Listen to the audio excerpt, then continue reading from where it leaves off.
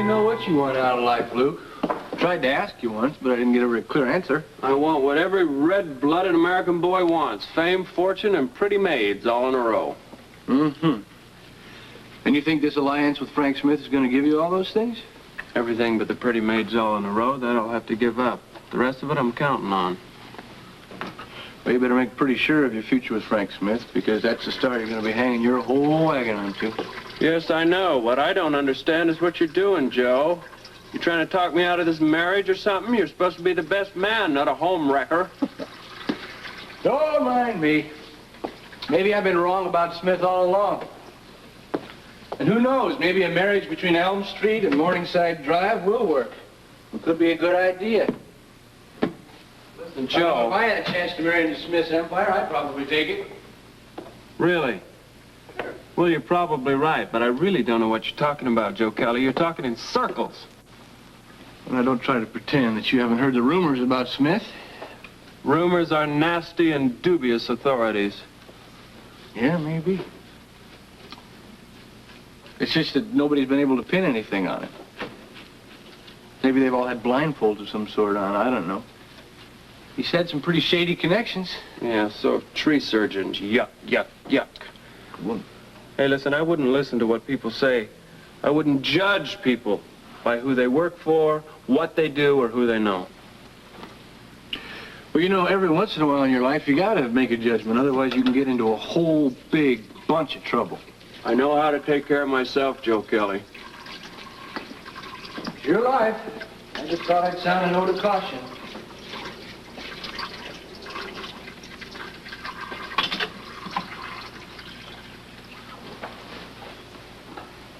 Look, I don't want to be too nosy, but what the hell is the best man doing going through the groom's clothes?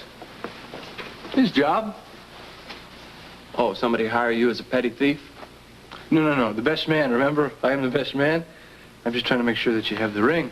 The ring, and did you find it? No, as a matter of fact, I haven't yet. I just don't want you to finally get there to the altar on the yacht this afternoon and to forget something that essential. Well, I'll tell what you do, Joe. Why don't you look in the bookcase again? In those little drawers. You'll find the ring. It's in a little square box, the way wedding rings usually are, in a little square box. You'll find it, if that is indeed what you're looking for. Of course it is. What else? What else indeed?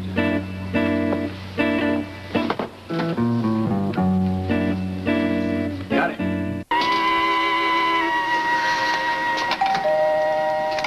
Just a minute.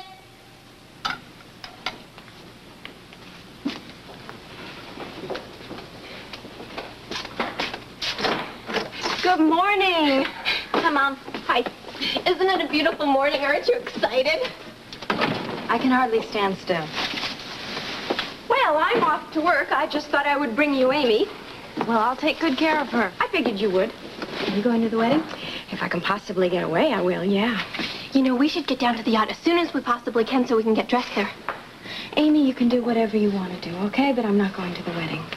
What are you talking about? What's the matter?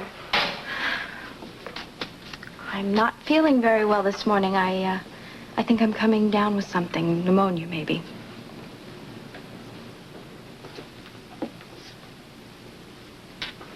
You don't feel like you have a temperature. It won't start until later. Laura, what are you talking about? I can't see any reason on earth why you wouldn't go to that wedding unless you were feeling absolutely terrible. And you're feeling okay, I can see that. Oh, you can you? Hello, Leslie, Amy. Good morning. I think you both just misunderstood Laura. She's going to the wedding. I thought that I made that clear to you a couple of minutes ago, but I will repeat it. You're going, period. Laura, wait a minute. Come here. Go. Oh, boy.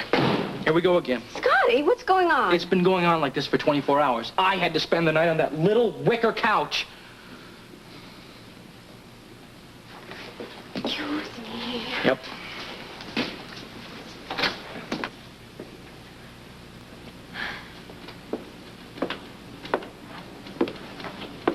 Honey, what is it? What's wrong? Everything. You want to talk about it? It's just that this This was supposed to be such a lovely anniversary for Scotty and me. I mean, I was looking forward to seeing Niagara Falls, and I just wanted to get away and to be alone with Scotty, but then he couldn't go. He had to do more legal work for Frank Smith. Oh, well, I'm sure he couldn't help it, huh? Do you know that he didn't even get me an anniversary present? Oh, don't take it so hard, sweetheart. Everything fell apart, and you're very disappointed, of course, but goodness, it's not the end of the world. You're going to have other chances to make other trips. I know that. This trip was very, very important. You remember a year ago anybody mentioning that the first year of marriage was going to be the hardest? Well, we're starting our second now, and it seems like it's going to be twice as hard as the first. Oh, well, there are always going to be adjustments to make. That's not going to change. But I have every confidence in the world in you and Scotty. Well, that's more than I have. Well, good. At least one of us has it then. Honey, I've got to go to work. But I'll talk to Scotty before I leave. And why don't you call me later and tell me how you managed to work it all out? I'll try. No trying. You just do it. I'm counting on you. It's all in your hands now. Will you do that? Okay. That's good. Well, I'll talk to you later then, and I'll see you at the wedding if I manage to get away. I do think you should go, Laura. Maybe. Well, I think Luke and Jennifer would be really disappointed if you weren't there. I said I'd try. Okay.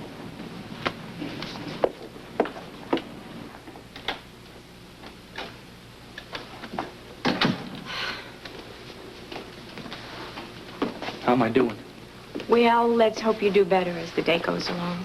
I'm so sorry about your honeymoon trip. Sounds like the whole world caved in on the two of you.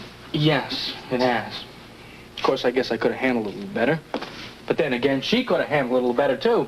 Well, you still have time, you know, as long as you don't have to go to work today. Time for what? Oh, maybe to pick up a little something for Laura for her anniversary. I don't know if she deserves it. I'm really in the mood for shopping. Well, why don't I go with you? Because I'm always in the mood for shopping. What do you think? You think it'll help? Wouldn't hurt. Okay, come on, let's go to the jewelry store then, all right?